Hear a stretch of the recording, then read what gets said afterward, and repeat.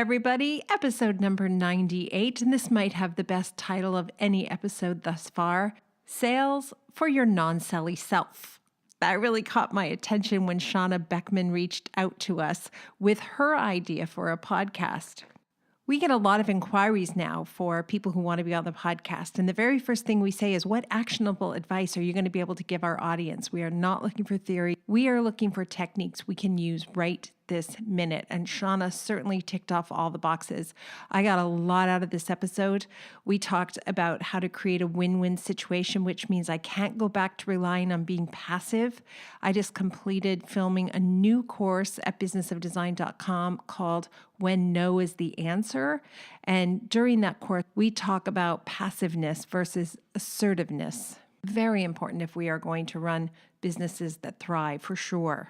A few things really resonated for me in this episode. For example, Shawna said, if you are not setting the standards in your own business for what to charge, for timing, for the rules around collecting expenses, etc., then your customers will set the standards.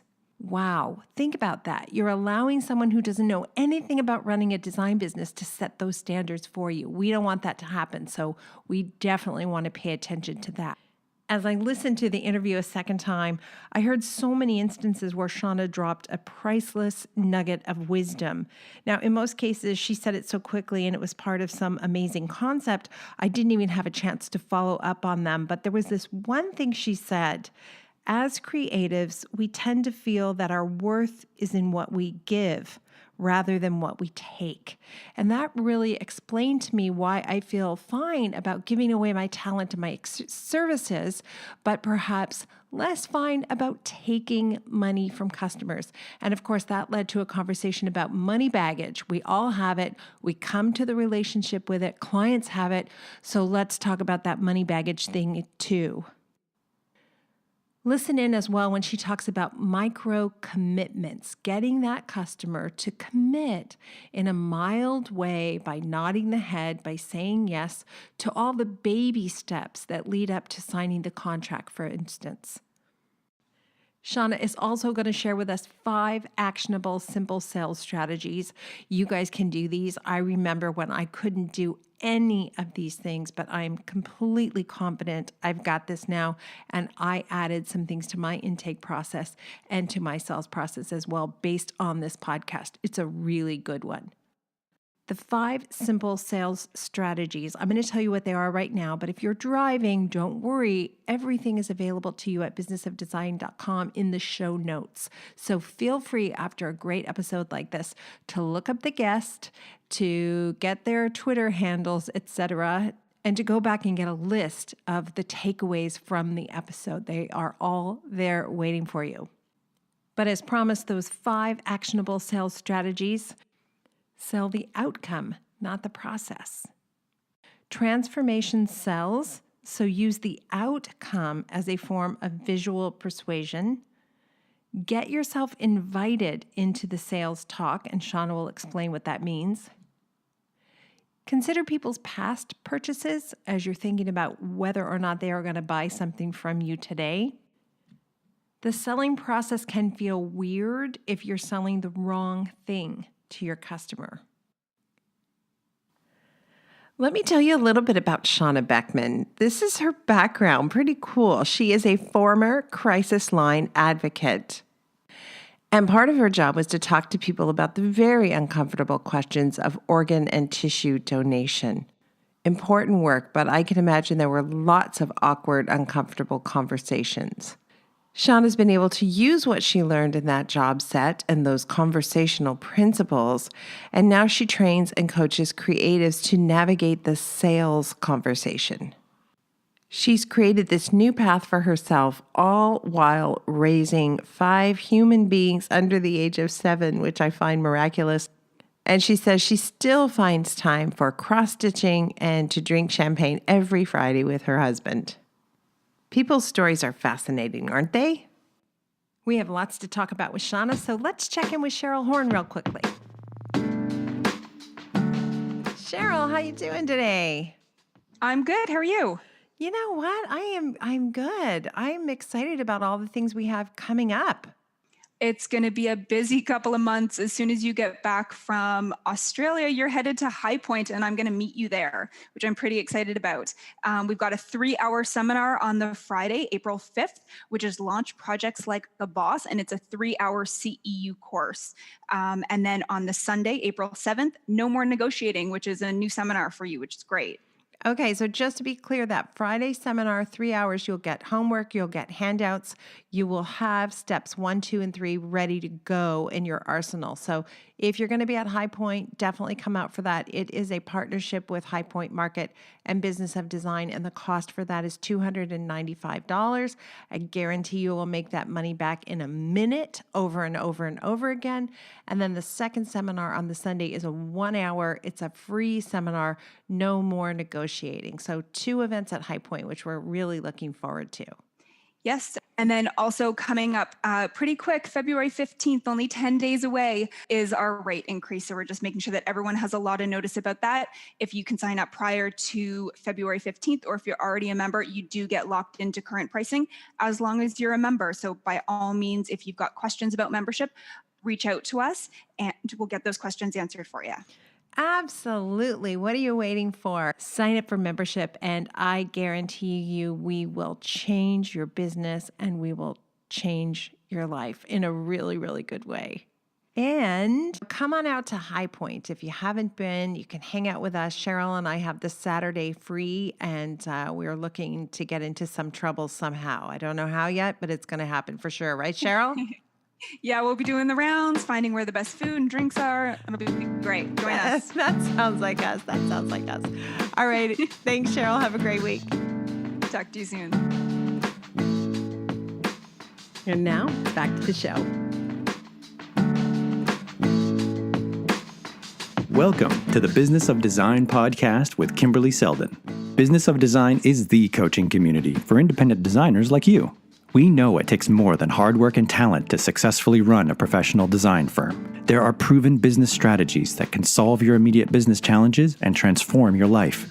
Don't try to do this alone. Join today and you'll have access to more than 100 video courses plus Kimberley Seldon as your mentor and guide. Unlike traditional coaching, which can take years to produce tangible results, BOD is a fast track to immediate results for independent interior designers, decorators, architects, stagers, and landscapers just like you. Monthly membership is only $67.50. Annual members save 2 months and have access to Kimberley's contracts. What are you waiting for? We all know design matters. At Business of Design, we think designers matter too. Good morning, Shawna. How are you? Good. Thank you. Very well. Okay, seriously, you have 5 children under the age of 7? I do. Oh my gosh, there is no way I could do it. That is the hardest job in the world, I would think. It is. It is a tough job, but actually because they're all close together in age, they tend to run together, which is really fun. Run together like a pack. Yes, they are a pack. You're so outnumbered. Oh, it is really fun. I actually had ovarian cancer when I was 21, and they took out my right ovary and part of the left. And they said, if you wanted to have kids, go have kids right now. So me and my husband got married 3 months later and started trying right away. And it took us 2 years to have the first one. And then they just kind of came back to back and we're like, what is happening? Oh my gosh, that's so funny. I love it. Anyway, I'm really glad you somehow, I don't know how, but somehow you managed to take time to talk to us today about how to improve our ability to sell. And a lot of designers are resistant. We don't think of ourselves necessarily as salespeople, but in fact, we're selling every single day, aren't we? Yes, that is totally true. Whether that is, in your particular offer, or getting your kids to bed, or trying to communicate your idea, or picking where you want to go out to eat, everything that you do in life is totally sales. It is so true. The ability to negotiate for what you need in the world is a real gift, right? And there are ways that we can improve our ability to do that. Yes, absolutely. And on top of being able to get what you want, making sure that it's mutually beneficial. And I feel like women and designers and people who have a creative spirit want that to be both end, right? They don't want to they want customers to be excited about purchasing. So they want it to feel more collaborative. And that's kind of a whole nother style of approaching sales. Right. And you to have it be successful on both ends, that means creating a win-win, right? And we can't create a win-win if we're being passive.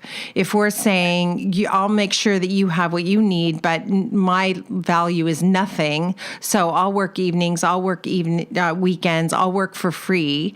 That is not a win-win. That's a lose-win. Absolutely. And not only do you suffer, but like your creativeness suffers, your work suffers, your family suffers. If you're not able to make a life and a living doing the thing that you want to be doing. 100%. That was exactly my story. I was not able to sustain this career because it was not profitable for me. And if it's not profitable, you can't keep doing it, right? I end up coaching. You burn out. And I end up coaching a lot of designers who are in a married relationship, let's say. And so far it's been predominantly female. So I can say that. So they're female designers who have partners, and they will call me and they'll say, I have been working for 5 years. I work so hard. And yet at the end of the year, I don't really have any money to show for it. And my husband is getting annoyed. He thinks it would be better if I got a job doing anything that would pay a steady income. And that is tragic. It breaks my heart. So part of what you're going to talk to us about today is how to even sell the fact that we charge for our services, right? And sell the fact that we're going to bill for the expertise we share with clients. Yeah? Yeah, absolutely. And I'm curious to get your impression too on why do you think that is happening? Like how do your designers get through 5 years of doing the work? Do they just feel like I can't do it? Do they feel like it's not worth it? Do they feel like they need more experience? Like how do you get stuck doing your life's work and not getting paid for it? Oh my gosh, that is such a good question. So here's how it's happened, and here's how it happened a bit for me and how I've talked to other designers it's happened for. They are not charging enough money at the beginning. And then the client starts to complain about the fees. And so they take off more money, which they don't have enough of to begin with, because they tell themselves, I told myself, money is not my primary motivation. I want to make this client happy. So I'll just eat it on this one job. And then going forward, I have learned so much, I won't do it again. But unfortunately, it happens on the next job and the next job and the next job. If your go-to solution for every problem is, I won't charge you for that, you will be broke. And clients will, in my experience, clients will allow you to do that. They will allow you to work for free if you present that to them as an option.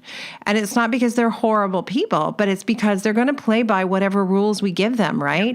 So if you're not billing enough, if you're then taking money off because the client complains about fees, then you have less of the money you don't have to begin with. And then you're making mistakes because you don't have systems and procedures in place. So you make a mistake, you order the wrong fabric, or you've got 2 light fixtures instead of 1 light fixture. And all of that money comes right out of profitability, what little profitability there is. Yep. Yeah. Yeah, I actually had a conversation with somebody yesterday who's a graphic designer, and I hired him to just do like a handful of graphics. And he's like, okay, I'll do 20 of them for $300. And that is actually like really, really cheap. And it took him like 2 months because he's got so much work and it's burning him out and he's really tired and it's not at a fair price. And so we were having this conversation. I'm like, you're charging way too less. He goes, well, how do I know what to charge? And I said, well, you have to ask. I said, I would have paid the same price for half the photos. I said, but like, you don't know that unless you ask. And I said, and I didn't know better. And he's like, and he was giving me a hard time about it. He's like, I can't believe you. And I'm like, I was following your lead. Like you told me what the price was. And I just agreed with it. So you're absolutely right. Like if you're not the one setting the standards, like your customers are going to control that. Right. So yeah. And we don't want that to happen. Okay. So can we break this down into typical phases of a project? So the first phase is a new customer phones your office. I now have to be able to sell that person on hiring me. Are there techniques we can use in that moment? Yeah, absolutely. So I always like to consider what they have bought in the past. Okay, so you want to be able to identify like their budget. How much are they thinking? Like, are they thinking like a $20,000 job with like $1,000 budget? So it's really important before you get into the money part of the conversation that you're asking questions that kind of drive self-awareness around what do they want? What are their expectations? Because selling starts to feel weird if like the expectations don't match. And so you want to control the expectations of, okay, like, what about my work is resonating with you? Why do you want it? You know, like, have you spent money on this, like this in the past? And then when they say, you know, once you start getting sort of those answers, it's important that before you position the offer that you've been able to fully kind of diagnose and then prescribe. Okay, so some of the questions we use to get at answers to what you're talking about are, for example, we will ask a new person phoning our office, is this your primary residence? And we ask that question because if the person says, well, yeah, it's my only residence. Oh, okay. Then we know something about that customer now. Where if the customer says, well, we've got a place in Florida and we have a cottage in the woods, it's like, oh, boom, this client has 3 homes. So I know something else about that particular customer. So that's a really good question we use to get at that. But as you were talking, it occurred to me, if, let's say somebody I don't know phones and says they want to do a new kitchen.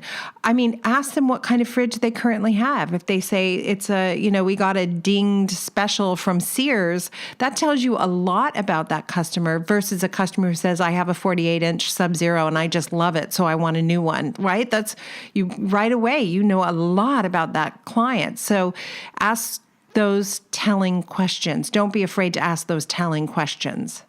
Yes, absolutely. And it's similar to Amazon, right? Like when you buy a book and on the bottom, it's like, we give you these recommendations based on your past purchases. And it's just like such an easy way for you to help identify, is pitching my service going to be like pulling teeth, but I can get the right information that will make it easier for me to know at the end rather than waste all that time not really knowing if they can even afford it. Right. And another way I'm thinking you might be able to start the conversation is by discussing a project you're doing currently or have done in the recent past, right? Like, oh, great, you want to renovate your master bedroom and bathroom. We're doing a project like that, now, and we've got, this kind of tub and they've got 2 sinks and we've got these beautiful brass faucets. What are you thinking about? And you'll get a sense of whether or not that client is savvy and has a budget that's going to carry you. Plus, I find if I can refer to those projects that are fresh in my mind, I'm better with numbers. I can remember recent numbers, but I can't remember numbers that happened 3 years ago.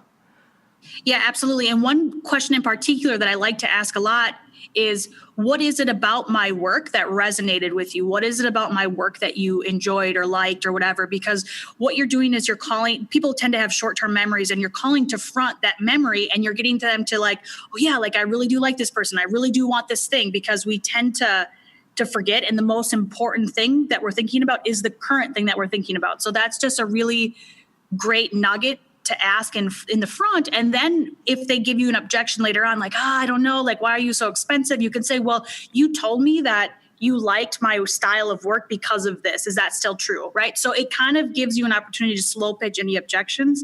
And it's a really great question. Oh, I love that. I'm going to suggest that we add that to our intake process, because I think that's a really smart question. Yep.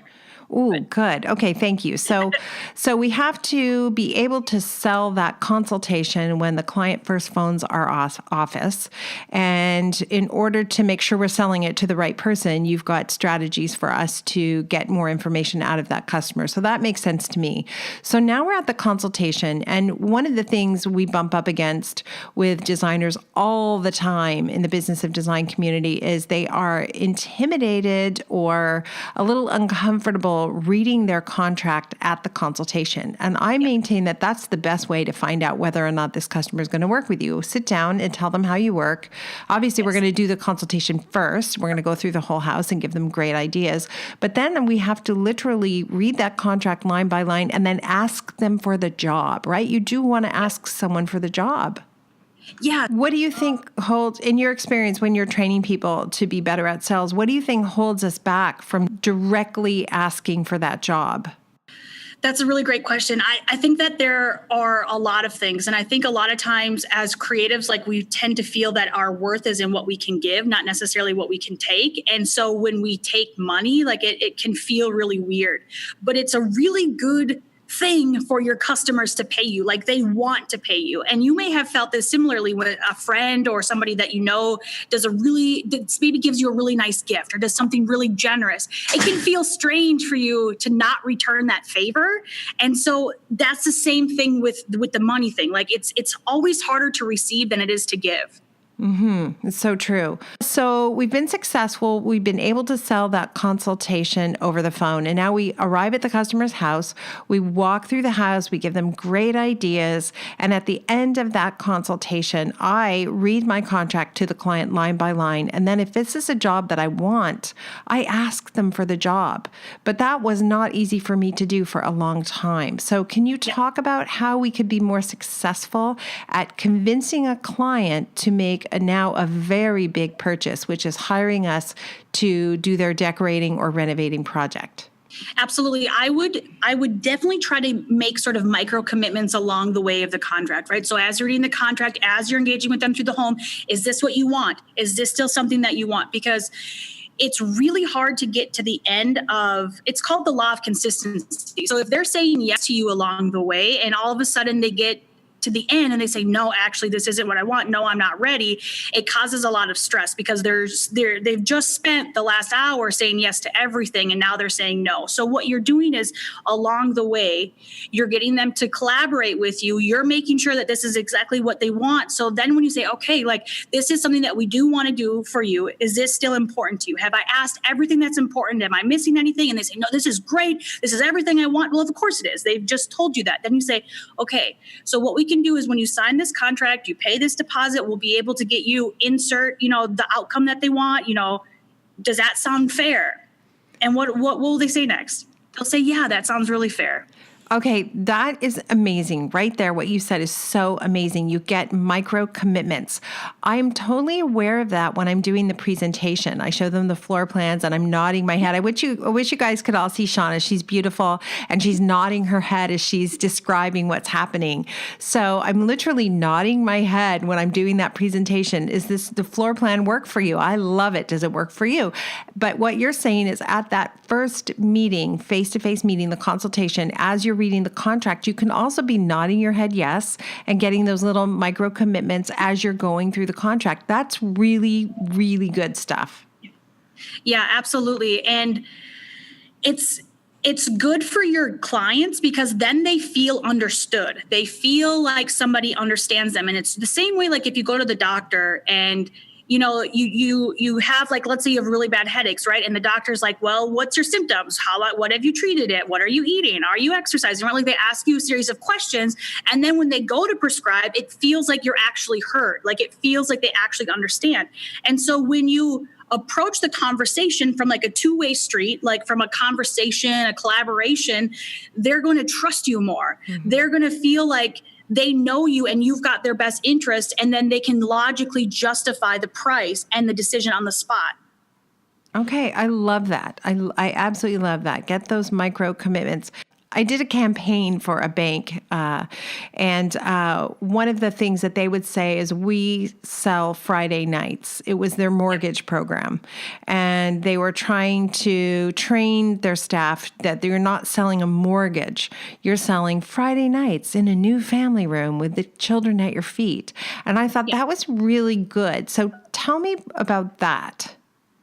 Yeah, absolutely. So a lot of us who are in our industry have been in our industry for like decades and years, and we've read books and podcasts and trained seminars, and your normal person who's buying that has maybe read like a couple articles or like maybe read a book or two. Like your level of expertise and knowledge is so high that when you start talking about your work, it starts to get really easy to get hung up on the process, right? Like the details and the creativity and how you do your work, when really your customer wants the said outcome. They're not really familiar with your process, and it's not the selling point. what they're buying is really the outcome that you provide. So every time that you're trying to communicate, you should be asking like, so what? So what if they get these types of tiles? So what if we, put this countertop, in the kitchen? So what? Like, do like 3 or 4 so whats, and then you'll really get to the heart of why this is important to them. And that is the selling point. You're selling the final product. You're not selling the nuts and bolts of how you got there, in other words. Yeah, I mean, you can absolutely talk about that, and that's important. But the way that we understand how people buy, it's first emotionally, and then they logically justify, right? So you want to definitely talk on both parts, and they're both important. But from a strategy standpoint, it's first the emotion, like how are they going to feel when they're able to invite all their friends over into a totally beautiful kitchen? Like, what does that say about the person who's buying, and what does it say about what they value? And if you stick that, if you emphasize that point, and then say, okay, and we're going to do that with this process that I've cut, that my trademark process, or because I've got the best, whatever, then you can kind of help them logically justify it. But yeah, absolutely, both parts are important, but just strategically placed. That's amazing. So I will listen during the consultation for them to talk about, oh, my daughter's getting married, or, we just have grandkids or whatever. And then I'm able to say, like, wouldn't a wedding be beautiful here, or an engagement party? Wouldn't that be amazing now in your new, living room and dining room? Or, the basement's going to be the perfect place to have a birthday party for your grandson. He's going to love it because you can go right out the back door. Yeah. Okay. So really important to focus on that. I use the nuts and bolts conversation more as a way to convince them that they don't want to be involved in project management. I can make it sound horrible and scary and complicated, and you should just leave it to us because it's a nightmare. So I kind of use the other end of that stick. Absolutely. And one point that I wanted to emphasize that you just touched on is that people make decisions to purchase from you twice. They make it in their mind, and then they make it with their wallet. So what you're doing is, when you're selling the emotional outcome, you're helping them visualize it first in their mind. So that way it gets easier for them to spend with their wallet. Like, our brains are wired for story. We see things first in picture. And so when you walk them through that, this is what happens. This is what you could do with your grandkids. This is where the wedding could be. Like, they can't unsee that when you get to the pitch. So it makes everything so much easier. Shawna, you have something called actionable, simple sales. That's intriguing. What is that about? Yeah, absolutely. So you mentioned that I have 5 kids, right? So I need to find like the easiest and fastest way for me to grow my business and book those clients. And so I've created an actionable, simple sales plan where it helps you identify the communication style that you need to create desire to book the clients. And so we mentioned some of them here briefly, right? Like making sure that you're helping your customers visualize the purchase. You're helping them visualize why they were even here in the first place, what's important to them. Like, you're not there to pressure them or back them into a corner or like try to convince them. What you're doing is you're making them come to their own choices, both by using language and good questions that drive their own self-awareness. Wow. Okay. So the 5 steps of the actionable, simple sales plan are what? Yeah. So it's first identifying who you're selling to. Selling starts to feel weird if you do not know who you're selling to. It also starts to feel weird if you do not know what you're selling, which is their own reasons, right? And also identifying the pricing conversations before you have the pricing conversations. It's also making sure that you're invited into the sales talk, right? So like, they tell you what you want. They tell you what they want, why they want it. Now, just simply ask, like, because you said that, do you want to talk about how I can support you with that? Do you want to talk about one of my offers that I think that you're perfect for? So really, before you even talk about money, making sure that you get their permission, and then making it super fast and simple. Sign here, let's get this done. This is the deadline. Here's our timeline. And boom, let's get it done. You don't even have to think about it anymore. We're going to start on your project, and we're going to take really good care of you, and it's going to be great. Like, that is how you're going to close the deal, is just by reassuring them, like you said, that it is in fact going to be awesome and they're going to love it and you're going to take good care of them. But you can't take good care of your clients if you're pinching pennies, right? Like, you actually have to be paid for that. So getting paid what your service is worth is good for everyone. Oh my gosh, this is so good. I love how it's so boiled down, distilled down to these actionable things that are relatively easy to do. And the more you do this kind of thing, the more you work that muscle and the stronger it gets. Absolutely. When Shawna reached out to us, she said she wanted to talk to designers and their non-selly selves. And that just cracked me up. Yeah, you said this in the beginning too, that we tend to start our businesses and like our passion projects because it's absolutely fulfilling, and a lot of us would still do it even if we didn't get paid. And so then when we get to this point where it's like, oh man, like I actually have to like promote myself, I actually have to like hype myself up, it can start to feel really strange, and we tend to avoid it. But I want to just emphasize how important it is that when you know the transformation that you provide, when you know exactly who you're supposed to be serving, it will make everything so much easier for you to move forward in confidence. And so your customer, like your clients, don't buy your guess. And so if you aren't sure of the transformation that you provide, the work that you do, the impact that you give, it's going to be really, really hard to sell. So you constantly have to have this level of mindfulness of like, okay, who am I serving? Who am I meant to serve? And what is the transformation that I provide? Because your customers, again, won't buy your guess. Like they will feel that level of certainty. And that's really what sales is. It's the transfer of certainty that you are, in fact, the one that will get them what they want in the best possible way. Too often designers just can't even articulate their value. And I hear a lot of designers say, well, you know, I'm going to take a lot of their money. It's going to cost them a lot of money. And what you're saying is that's the opposite mindset to have. Instead of it's costing them a lot of money, it's gaining them this incredible transformation in their home.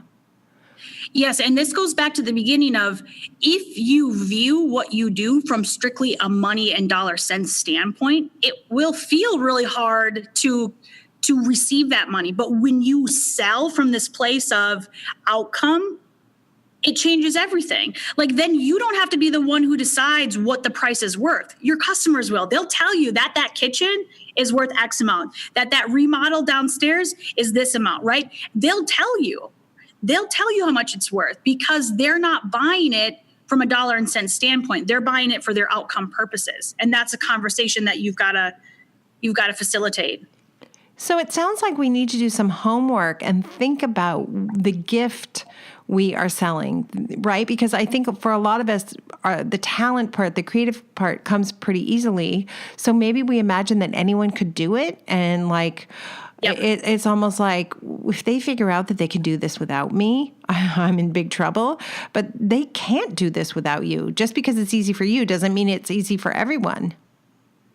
Absolutely. It's very hard to read the label from inside the bottle. And so what I like to do is once I have like a really awesome client and they get amazing results, I ask them, I say, what do you think I did? Like, how would you describe what I did? And then I just have like a running list of those conversations. And then that's how I use their words to talk about my own work because I can't explain what I do. Like, I don't really know how to communicate it or like why it's like really valuable, but it is, right? And that's how you're going to facilitate and keep improving is because they'll give you the language.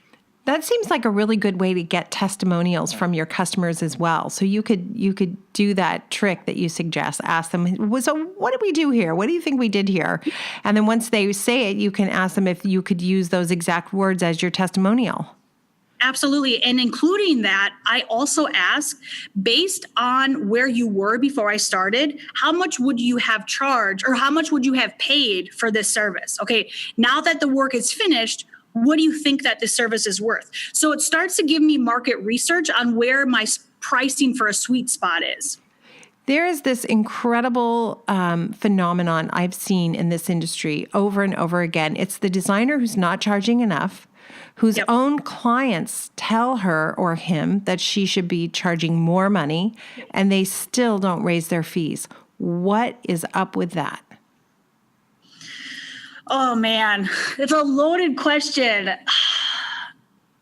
I think sometimes we have our own money baggage. Like my parents divorced, and whenever I asked my mom for money, like I need money for school sports or school shoes, and she's like, you got to go ask your dad. But my dad was a contractor. Like he was in and out of jobs like every couple months. He didn't have work some months for a stretch of time, so he just never had money, and it would cold sweat, even just talking about it, I'm getting hot. It was so stressful, having to ask my mom for money because she'd send me to my dad. And that caused a lot of problems in my marriage because I just couldn't ask for money, and I was hiding stuff, and it was just totally crazy. And so I sometimes feel like there's this level, this unconscious level of how we approach money that we're not even always aware of until we really start asking ourselves, where did I learn this money stuff from?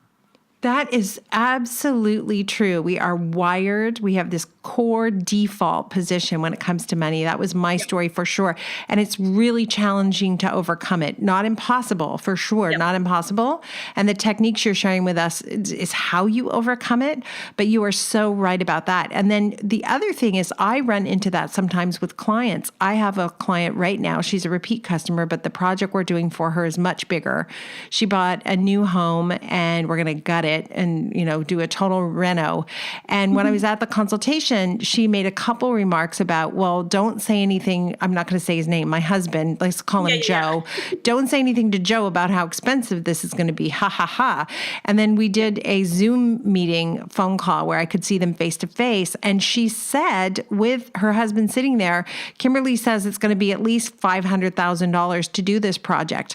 But Shawna, Kimberly said it was going to be $1 million to do this project. So I was stunned. My face just was like, what? So I said, we did talk about how expensive this project was going to be. And my recollection of that conversation was I suggested it was going to be over $1 million to do everything you wanted, not $500,000. And I could tell she was really bummed that I had said that to her husband, but I thought, I can't play those games. I am not going to get involved in your money baggage issues. And I'm really grateful the Zoom recording, the Zoom meetings, when you have a Zoom meeting, you have a recording.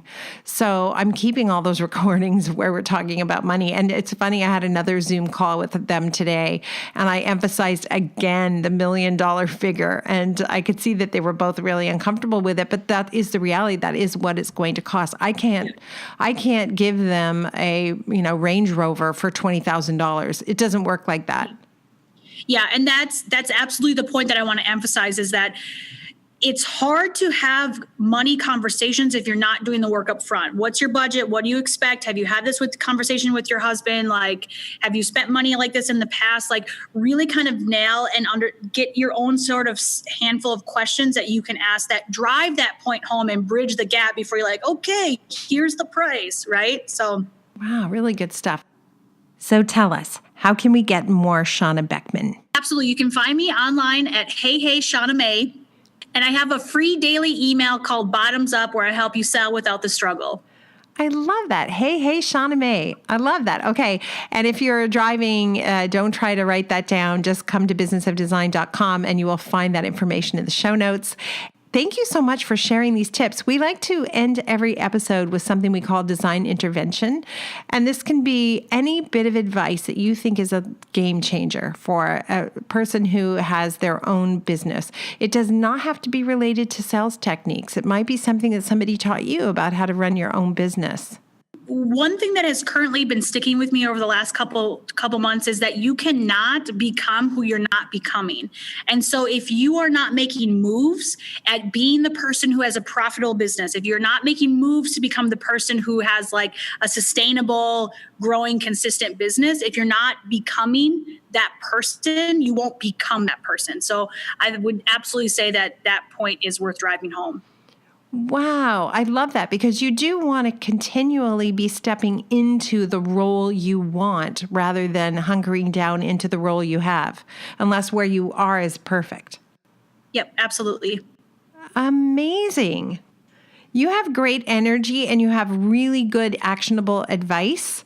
And not that isn't true of every guest we get on the show. Sometimes we don't air podcasts because we're like, there's just theory there. But you really do have a gift. And you're, and you're young and you have 5 children. So you need to be super successful. Right? You need to be super successful to bust through any of that money baggage that we talked about. Because that's old. That's the old Shawna. The new Shawna is on fire. I love this woman. Thank you very much. Thank you, Kimberly. Thank you for being part of the Business of Design community.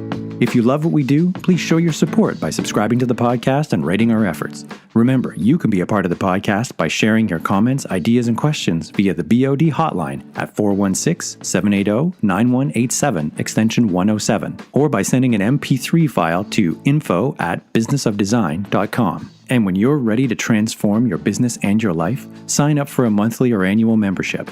Together, we will achieve extraordinary results. Start today.